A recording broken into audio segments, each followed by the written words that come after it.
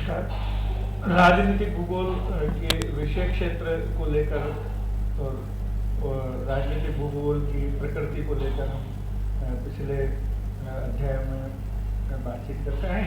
अब जैसा कि मैंने पहले बताया कि राजनीतिक भूगोल में किन चीज़ों को उसकी प्रकृति कैसी, किन चीज़ों को उसमें पढ़ा जाता है, तो सबसे पहले प्राकृतिक और मानवीय घटनाएं का मैं वर्णन आपके सामने कर रहा था। आप लोगों ने देखा कि भूगोल के जो बेसिक तत्व हैं, जैसे हमारा जिसको कहते हैं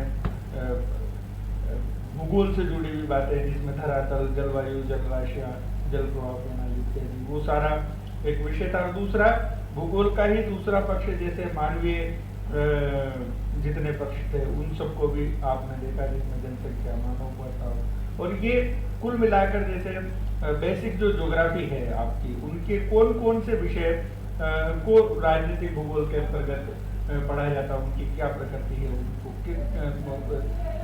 अध्ययन को किस तरह से जैसे एक शक्ल दी जाती है, एक जैसे कहते हैं ना, मैंने आपको पहले बताया कि उसकी नेचर कैसी है, तो वो सारा विषय पहले इस बिंदु से शुरू था। दूसरा जो बिंदु हमारे सामने है वो है, क्योंकि राजनीतिक भूगोल जैसा पहले ही कहा, भूगोल के बेसिक तत्व एलिमेंट्स तो हैं, उसके साथ साथ जो दूसरा विषय सबसे महत्वपूर्ण आता है वो राज्य और राजनीतिक घटनाएं।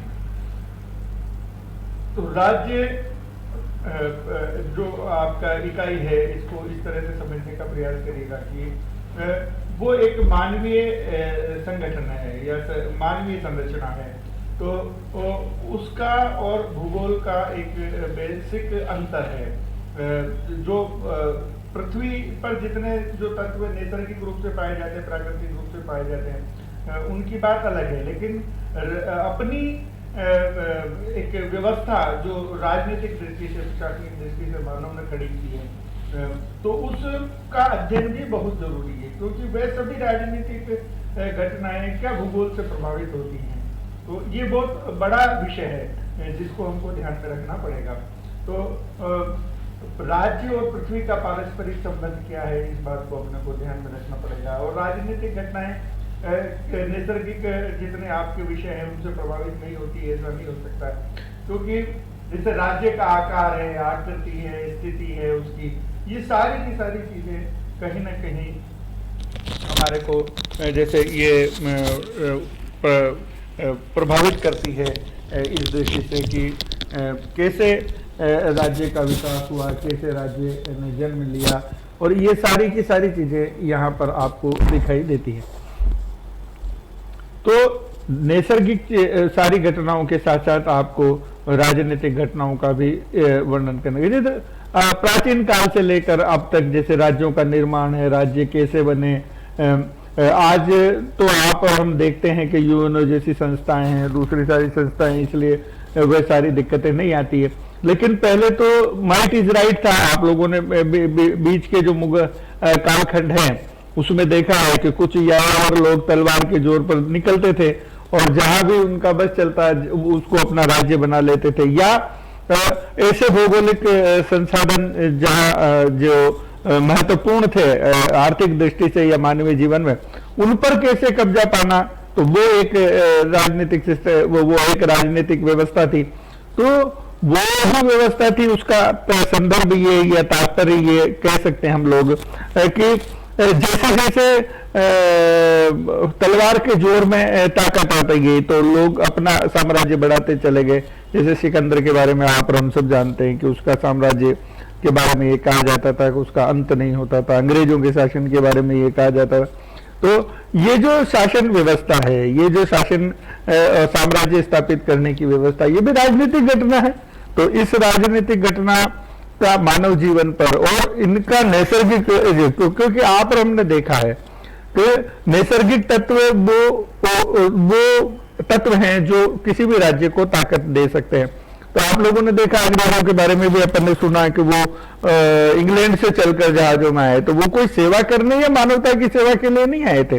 आप हम सब जानते हैं ईस्ट इंडिया कंपनी की जैसे सबसे पहले जिन्होंने यहाँ रखा, तो वो भी निश्चित रूप से एक व्यापार के विषय को लेकर ही यहाँ पर पहुंचे थे। तो ऐसे कई विषय हैं जो जो अपने को ध्यान में, आज भी जो देशों के बीच में टसल है, आज ये कह सकता है कि भाई आज हम ये कह सकते हैं कि किसी पर हमला तो नहीं किया जा सकता नवीन व्यवस्थाओं के उसमें, लेकिन आर्थिक दृष्टि से ऐसे दुष्चक्र व्यू चक्र चलते हैं देश के, उस पर जिसको कह सकते हैं कि पीछे के दरवाजे से आप उस पर कब्जा कर लेते हैं, परोक्ष रूप से उस पर आप उस देश पर कब्जा कर लेते हैं, उसके आर्थिक संसाधनों पर।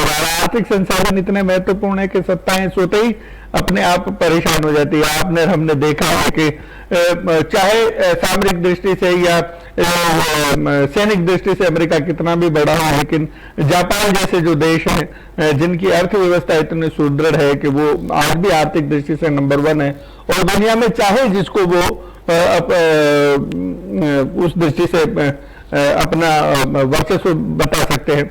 और मैंने पहले आप लोगों को बताया कि यूएई जैसे है, मध्य एशिया के जितने भी देश हैं वे सब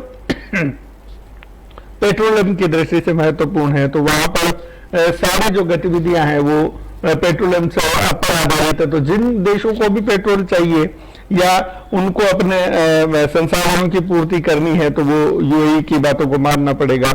और यूएई क्योंकि अपने मुस्लिम हैं राष्ट्र, लेकिन कई ऐसे राष्ट्र हैं जो उसके विरोधी हैं तेल को निकालने को लेकर या संसाधनों को दोहन को लेकर। ऐसे में जो दुनिया की तलवार की ताकत है, जो सैनिक ताकत है, उनका भी उनको सहारा चाहिए। तो आपने देखा होगा कि सदैव अमेरिका जैसे शक्तिशाली राष्ट्र, सैनिक दृष्टि से शक्तिशाली राष्ट्र के की बात को वो मानते हैं। तो ये जो विषय है ये बहुत महत्वपूर्ण बातें हैं।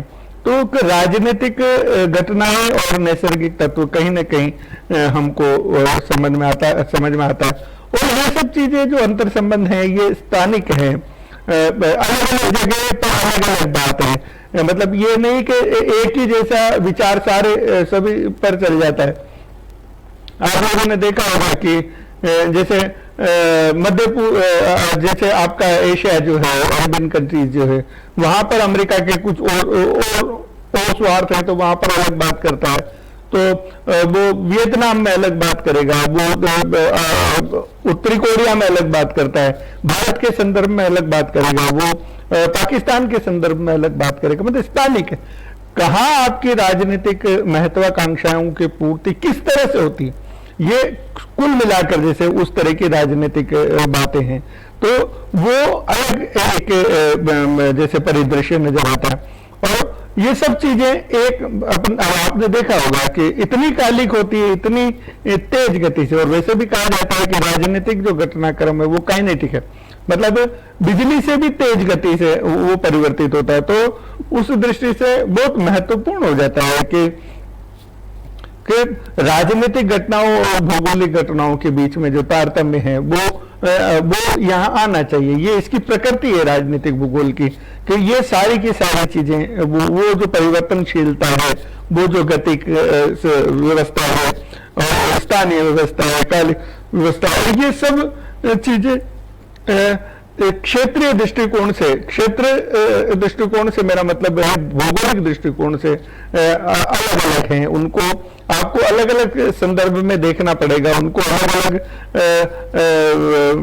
कालखंड के रूप में देखना पड़ेगा, उनको अलग अलग आपको भौगोलिक संदर्भ में देखना पड़ेगा, उसको समझना पड़ेगा, उसको विश्लेषित करना होता है, तब जाकर कहीं राजनीतिक भूगोल का अपना एक शक्ल बनती है। और ये जैसा कि मैं पहले कह चुका हूं कि ये सब चीजें इतनी काइनेटिक है, इतनी तेजी से बदलती हैं कि आप अगर परिवर्तन को आत्मसात नहीं करेंगे विषय के अंदर तो आपका परिवर्तन एक स्टैटिक हो जाएगा, मतलब स्थायी हो जाएगा। स्थायी कोई भी चीज विज्ञान नहीं कहला सकती। जैसे हम ये कहें कि ये जो भारत और पाकिस्तान के संबंध है या भारत और चाइना के संबंध है अब ये स्थायी हो गए, तो ऐसा नहीं होता कभी भी।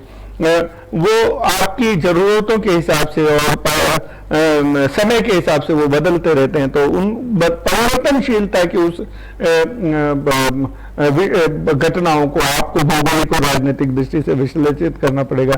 तो ये सारी चीजें मिलाकर जैसे हम कह सकते हैं कि राजनीतिक घटनाओं का इस रूप में भी आपको अध्ययन करना पड़ेगा। राज्यों का जो दुनिया भर में आकार है, उनका निर्माण कैसे हुआ, उनकी राजनीतिक व्यवस्थाएं कैसे क्या है, कहीं संघीय व्यवस्था है, कहीं आज भी राजतंत्र है, लेकिन परोक्ष रूप से राजतंत्र है, वहां चुनाव होता है, लेकिन सिंबॉलिक रूप से राजा को महत्वपूर्ण माना जाता है, वो उसका करता रहता है। जैसे हमारे यहाँ महामहिम राष्ट्रपति महोदय, वो सारा जो पावर है, जो सारा सेंटर है, जो जिसको कहते हैं कि कार्यपालिका न्यायपालिका, वो सारा विषय है, व्यवस्था जो संबंधी जितनी बातें वो प्रधानमंत्री और उनके सारे लोग करते हैं, लेकिन जो अल्टीमेट मोहर जिनकी लगनी है वो राष्ट्रपति महोदय होते हैं, वो सुप्रीम है उन सब दृष्टि से। लेकिन अधिकारों की दृष्टि से देखते हैं तो वो दूसरी व्यवस्था। तो ये एक जिसको कह सकते हैं कि व्यवस्थाएं हैं दुनिया भर में, उन दुनिया भर की राजनीतिक व्यवस्थाओं को आपको समझना पड़ेगा। तो आज भी कई राष्ट्र अफ्रीका में ऐसे हैं जो कबीलाई संस्कृति के हैं, वह दूसरा सिस्टम है।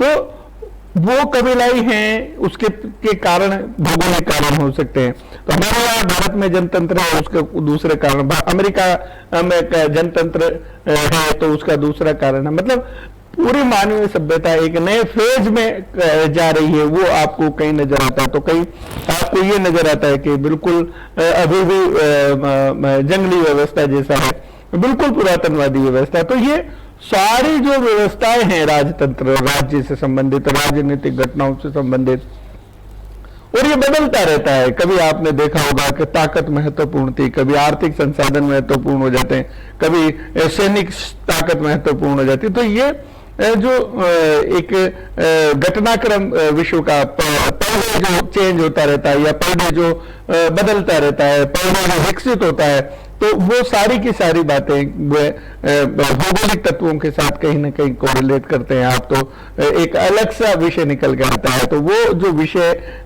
हमारे समझ में आता है वही राजनीतिक भूगोल है, जिसको हमको इस दृष्टि से भी, नैसर्गिक तत्वों और राज्य की दृष्टि से भी समझना आवश्यक है। मुझे लगता है कि इसके बाद हम अगले विषय को पढ़ेंगे।